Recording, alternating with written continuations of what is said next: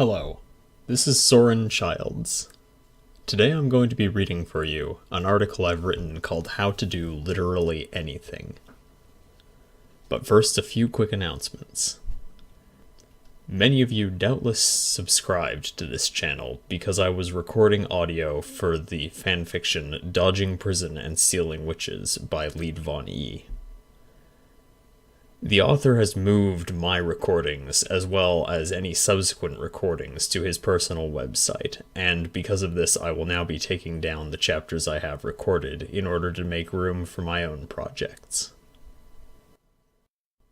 How to Do Literally Anything is the first in a series of essays that I'm planning to write on the subject of motivation and self-help for fans of anime and manga. I hope you will find my essays as enjoyable and instructive to read as I found them helpful and enlightening to write. Now let's begin with how to do literally anything. Anybody who has watched enough anime will have encountered characters that they empathize with. That's what media does, after all. It attempts to show people a reflection of their own feelings about life, the universe, and everything. When we see characters grapple with conflicts, we anticipate and hope that the resolution bears a resemblance to how we think the world works. We may want the hero to be with the best girl because we think that this is how events should proceed in a just world. We may want the villain to have some decent reason for doing what they do, because nobody just forgets the reason that made them commit mass murder. We want to see people like us overcome their lack of purpose, find their true motivation, and successfully move towards their goals, because maybe, just maybe, that means there's hope for us too. What to do? Few among us have, or will ever, pilot a giant robot with our surrogate big brother in order to fight for humanity's freedom, but most of us will experience the same problem that Simone the Digger did in Tengen Toppa Gurren Lagann. Allow me to explain. Simon started with literally nothing. He was working in a dead-end job which damaged his social prospects and allowed other people to control the flow of his life. He only acts based on the instruction of other people. The chief tells him to work for his meals, and Kamina convinces him to work for an aspirational goal. In both cases, somebody else made the decision for him. Because Simon makes few choices on his own during the first quarter of the series, the loss of Kamina means the loss of his purpose. He didn't really choose to fight the Beastmen on his own. He'd much rather just continue with the status quo of digging, or else return to it when threatened. He doesn't have a good reason to be fighting, and has just been following his idol's aspirations in place of having any internal source of motivation. What he lacks is a sense of what he really wants. He finds it in those situations where he does decide to fight, and eventually when he decides to go on fighting for the same cause as Kamina. What this demonstrates is that the first step to doing anything is to decide what you're doing. This might sound blindingly obvious, but bear with me. At some point in anything you've ever done, there was a decision of what to do. Every action implies a decision, even if it was merely the decision to cooperate with your parents' plan for your future, or your village chief's demands for tunnel digging quotas. The first step to doing anything is to decide on what to do. How to decide what to do. So take a minute, step away from the computer, pause the video, grab a sheet of paper and a writing implement. You don't need to go outside and clear your head, but you can if you want to. When you're ready, write down what you want. That's all. Decide on something you want and write it down. It could be literally anything, and don't spend too much time on it or get too invested in it, because you're probably going to wind up changing it somewhere along the line here. Simon changed his mind from just wanting to do whatever Kamina was doing, to wanting to take down the tyranny of the Spiral King in order to protect his friends and loved ones. It's an evolving process. All you need right now is to pick a spot to start drilling. Did you decide on something you want? If not, pause the video again and keep trying. This doesn't get any easier. There are a couple of techniques you can try to help smooth things over, though. You can divide the sheet of paper into 2 columns and list the stuff you like on one side and list the stuff that you don't like on the other. For the purpose of this exercise, it is merely enough to say, I want more of this one particular thing which I like, or I would like to eliminate this thing which I do not like. If that's not really your thing, you could try what I call the random agitation technique. The random agitation technique can be simply described as putting noise in until you get a random signal out. Much like the notion that monkeys typing for long enough will eventually produce an entirely correct write-up of the complete works of William Shakespeare, this technique aims to let you randomly generate a true statement about your desires. To use this technique, simply 1. Grab your pencil and writing utensil so that you're ready when a stray idea hits. 2. Grab a tool for randomly generating information, such as dice, cards, a coin for tossing, or a fistful of pebbles that can be tossed onto a surface to generate a random scatter plot. 3. Repeatedly generate randomness until your mind decouples from what you're doing and starts wandering through memories and ideas. Eventually, you should think of something to the effect of, I want a pizza, or I want to obtain an authentic piece of handmade Japanese calligraphy, which I can hang on my wall as a centerpiece of my collection of Japanophilic collectibles. Or, I want to do a particular creative thing. The point here, to reiterate, is just to choose something. The random agitation technique is just one way of generating ideas. I'm sure you can think of others. Simon decided that he wanted to make the world safe for himself and the people he cared about. Once he'd decided on that one thing, he was able to find the motivation to do something about it. He knew that it was only by fighting the power that he could achieve his goal, and so he went off to do it.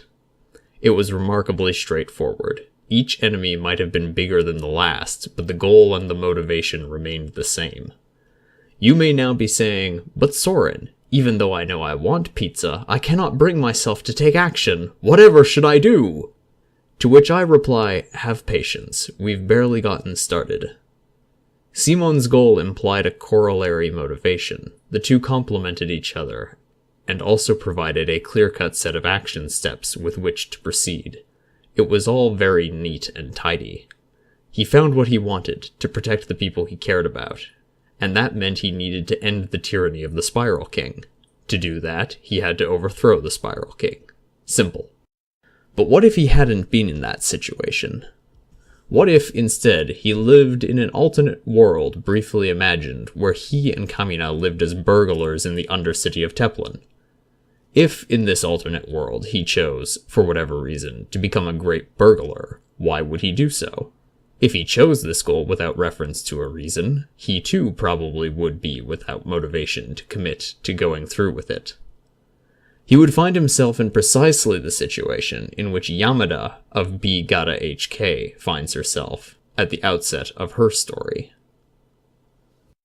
Okay, but why? Unlike Simon, Yamada has decided on what she wants almost from the first word of the introduction of her story. She has decided that she wants to have sex with 100 different partners before the end of high school. While the writers are certainly joking, the character is not, much to the dismay of her closest friend. Yamada appears fired up and ready to pursue her goal, but she doesn't. Yamada fails to muster the conviction to act on her goals, and instead spends the whole series floundering over trying to reach even the intermediate stage of a relationship with even a single partner. This, of course, is the source of the series' comedy, but think about this for a moment. All of Yamada's attempts to get what she wants are foiled, either by her own self-consciousness or by her inability to commit to her goals.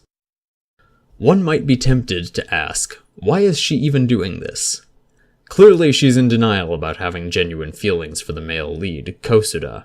Why is she messing around like this? And this is precisely what Yamada hasn't stopped to ask herself.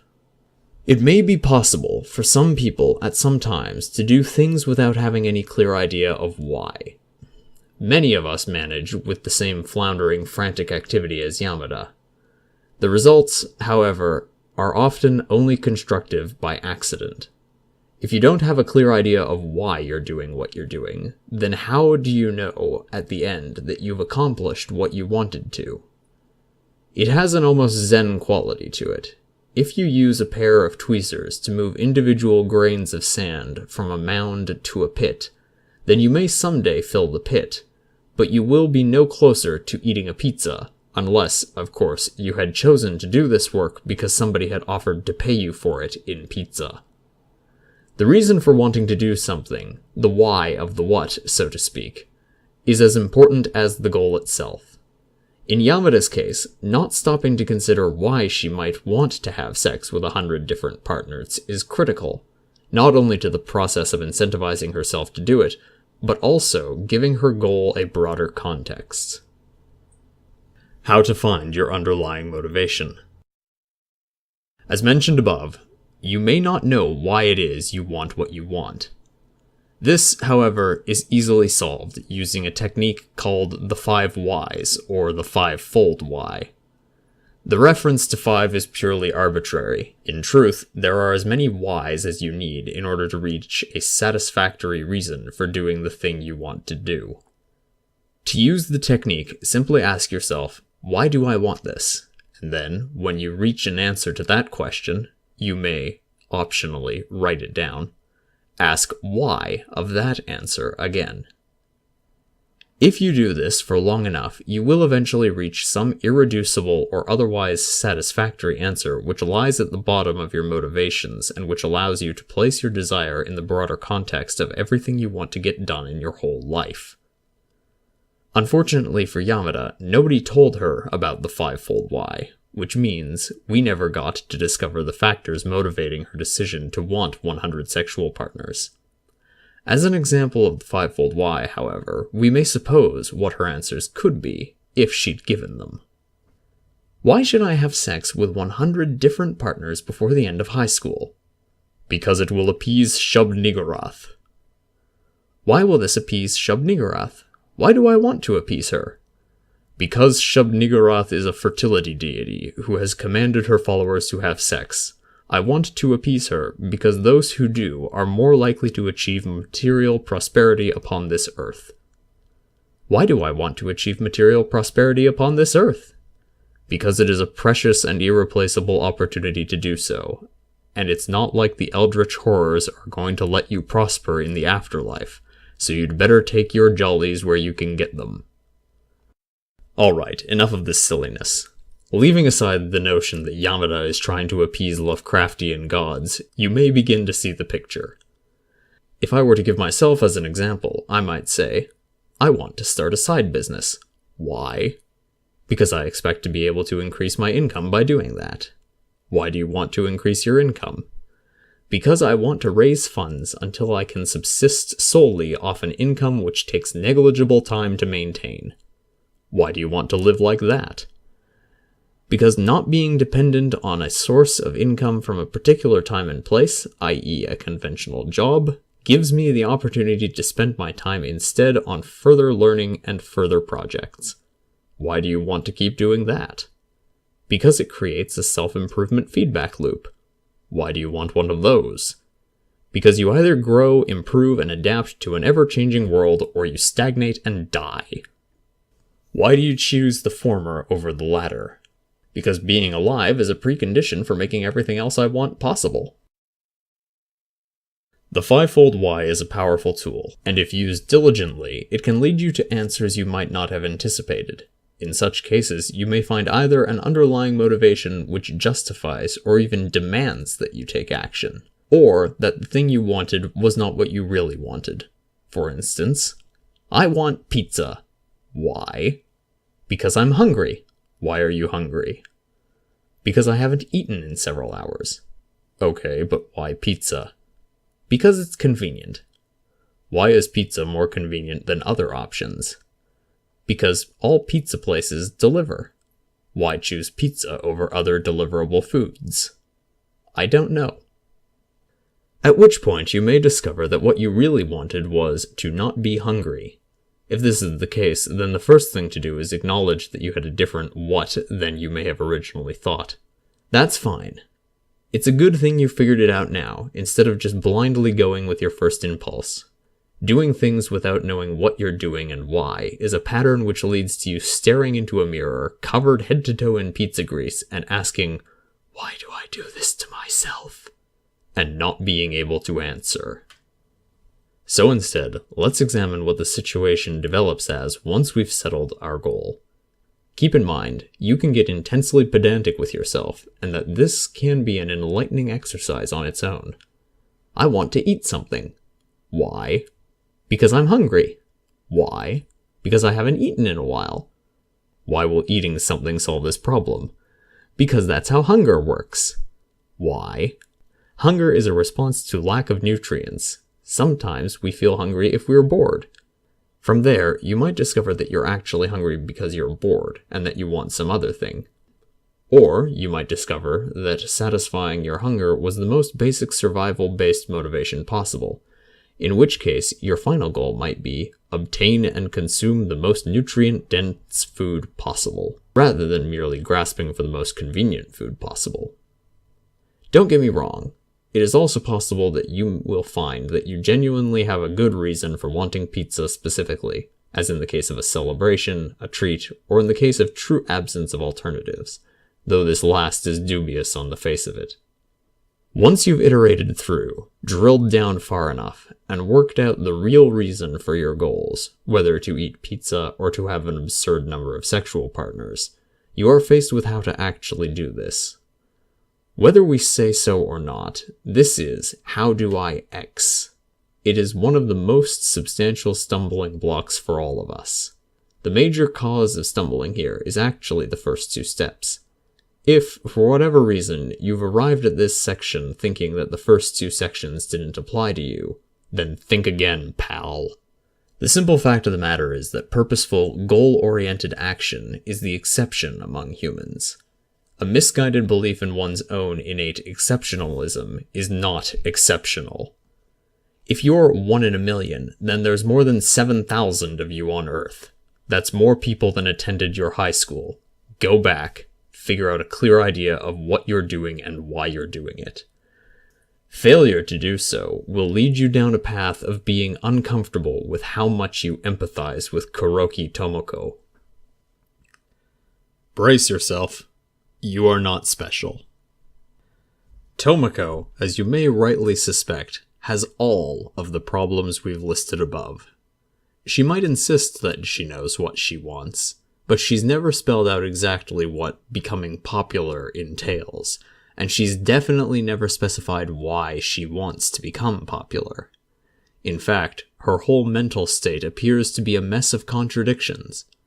Contradictions, it should be noted, which many people who watch Watamote can deeply identify with and even agree with.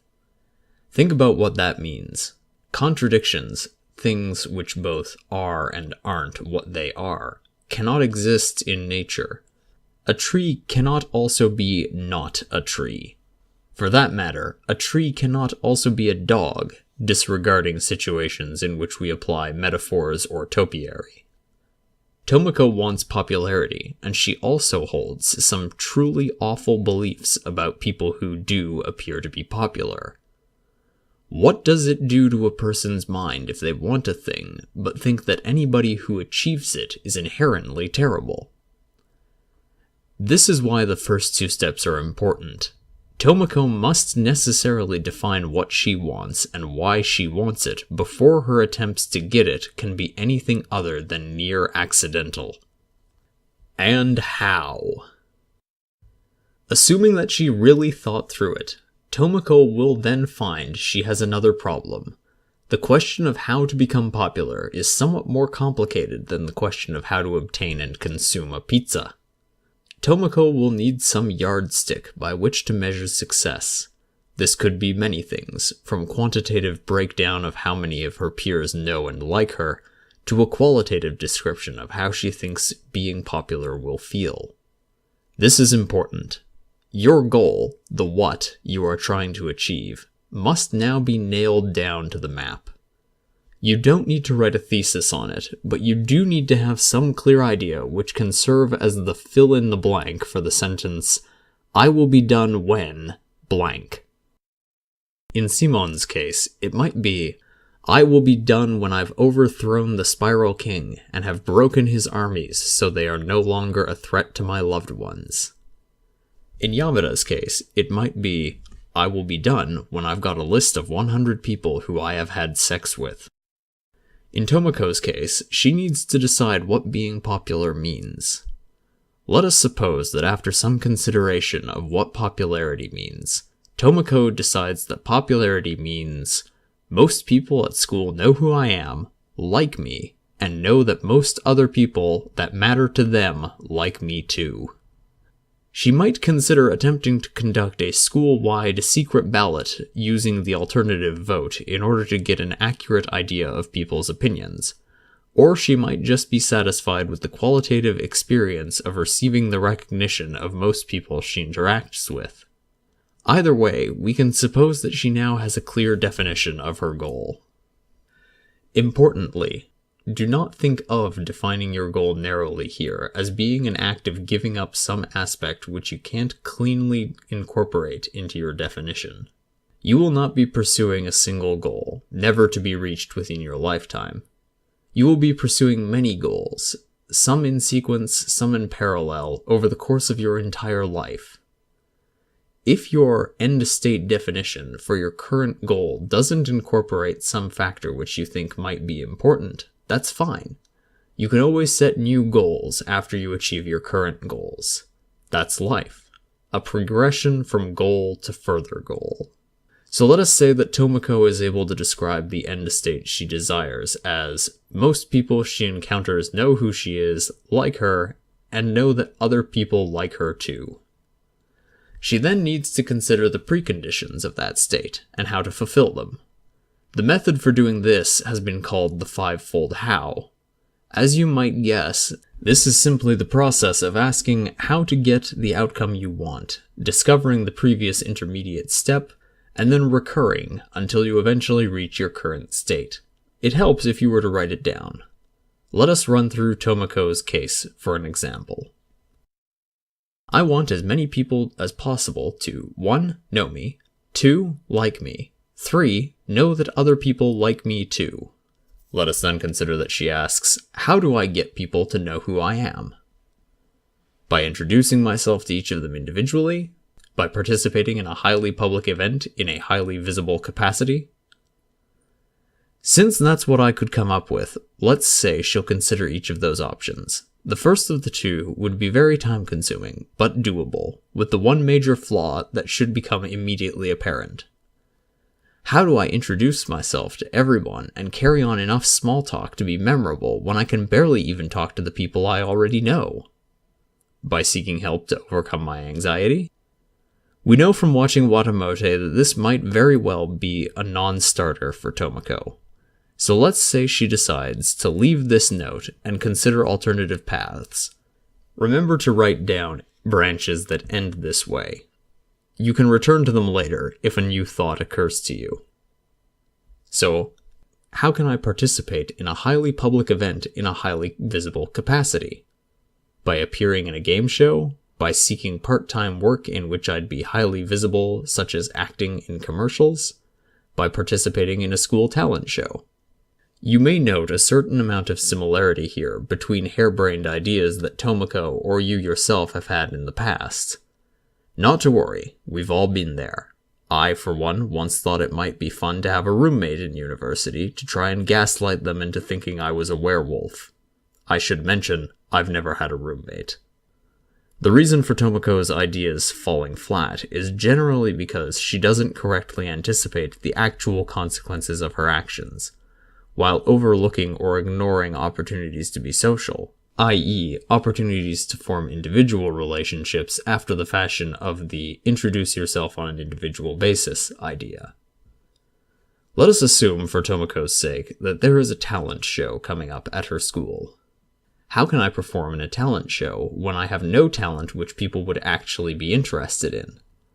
By rapidly learning some skill until it's passable. Fortunately for Tomoko, the internet abounds with tools and techniques for rapid learning, many of them available for free. There are many sources explaining simple techniques for committing the time needed to really nail down whatever it is she might want to learn. Josh Kaufman, a man who's made a living out of the question of whether a person can teach themselves everything needed to succeed in business, even explains and then demonstrates the method for picking up any skill in 20 hours. Link in the description. Spend some time fleshing out the plan. Tomoko, should she choose to perform a medley of pop songs on the piano for the school talent show in order to publicize herself to the student body, would need to form a somewhat more concrete idea of what all her plans are, then break down into discrete individual actions which she can track on a checklist. David Allen, who wrote Getting Things Done, outlines a comprehensive system for managing to-do lists and everything else in your work and life too.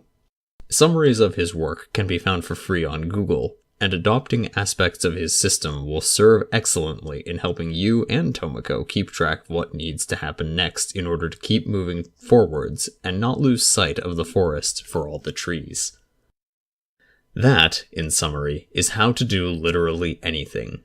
Decide what you want to do, whether it's learning to play the piano or wiping out a tyrannical government that forces you to live underground. Determine why you want to do it, and modify it accordingly so that you don't wake up one morning and wonder why on earth you thought it was a good idea to have sex with 100 different people and endure 100 walks of shame for no reason. Finally, figure out when you'll be able to say that it's done, and work backwards from there to where you are now so that at any point on your journey you'll know exactly what to do and how it factors into your goals. This will help you not wind up floundering around or destroying a pair of expensive underwear at noon on a Tuesday without a clear idea of how it will help you become popular. Thank you for listening to all of this. I'll be happy to field any questions I receive, and I would love to hear back from you about any parts you'd like clarified. If I get enough interest in one particular element, I may even unpack it in a full-length post of its own at a later date. Have a nice day. Soren Childs.